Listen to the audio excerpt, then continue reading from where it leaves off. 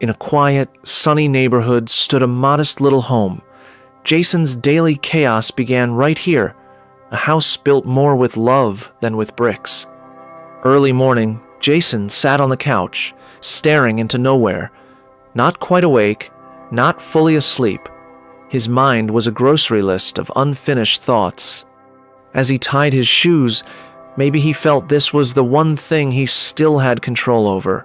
Then again, even laces snap when life gets too tight. He stepped out the door carrying that familiar look, part exhaustion, part routine, with a tiny spark of hope buried deep down. Emily wasn't just his wife, she was his teammate, his soft place to land, the one who never let him forget who he was. Their breakfasts were simple, but the conversations were deep about life, bills, dreams, and how to keep smiling through it all. They left home together, like a synced-up Temavine if each carried silent worries beneath the surface. Meanwhile, a little nursery waited quietly for the day a baby girl would arrive and rewrite their world. And then Mary came along, with laughter like sunrise. She melted away their fatigue even when she kept them up at night. Playing with Mary wasn't just fun, for Jason it was like learning to breathe again. That selfie wasn't just a photo, it was proof of change, of purpose, smiles more real than any promotion. Emily talked, played, and poured love into every second. Jason often wondered, how can someone be this kind and not tired?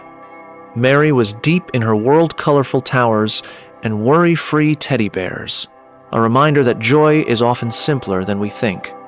Jason slowly learned to step into her world, not to escape, but to realize that sometimes growing up means learning from the little ones. Emily read, Mary listened, and Jason watched. It felt like life was turning a softer, brighter page. Moments together felt more thrilling than any vacation, journeys where the only destination was together. But life outside marched on with all its speed, stress, and excitement, and people like Mark always chasing the next big thing. Mark, the ever-enthusiastic old friend, spoke of investment profits, charts, a dazzling future.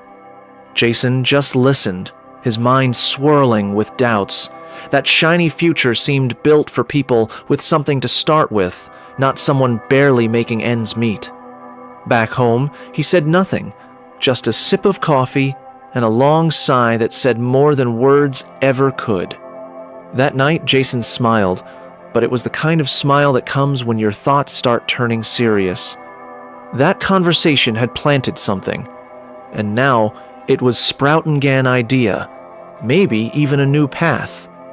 When the house fell asleep, Jason stayed awake, a head full of questions and a heart inching toward change.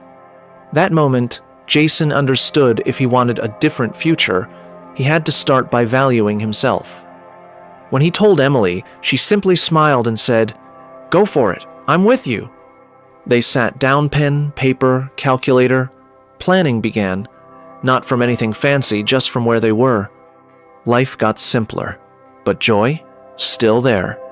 Every purchase, every decision now had meaning. Mary still loved balloons, but now, behind every one, stood a wiser dad. Mary turned 3, a cake with a 3, and behind it, 3 years of quiet, steady growth.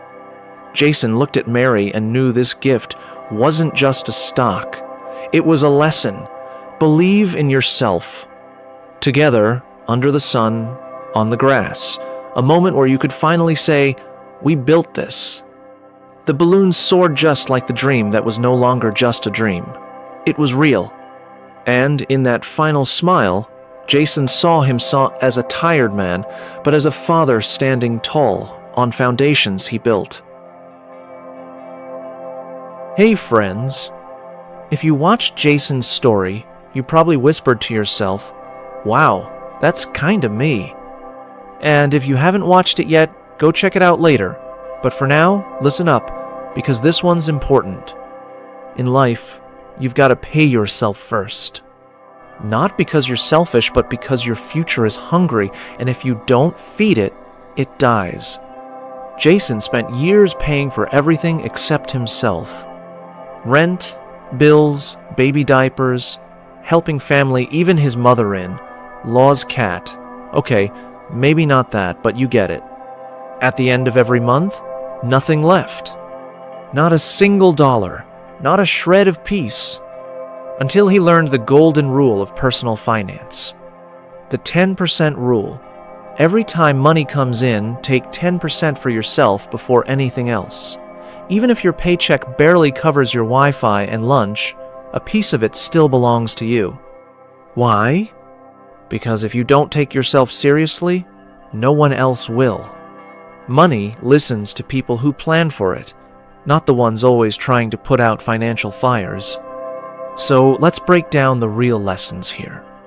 The reason you have no savings isn't low income, it's low priority. The best time to invest? Yesterday. The second best time? Today. When in doubt, pay yourself something small and watch how good it feels. And listen, we're not talking about blowing cash on impulse Amazon buys here. We're talking about smart, intentional, future-focused saving and investing. Even if it's just $20 a month into a basic ETF, the point is, you matter enough to build something for. So, if this message gave you that little spark inside, give it a like, my friend. And hit that subscribe button, because we're building not just portfolios here, but mindsets too. You deserve more than survival. You deserve growth. Let's grow together. See you in the next one.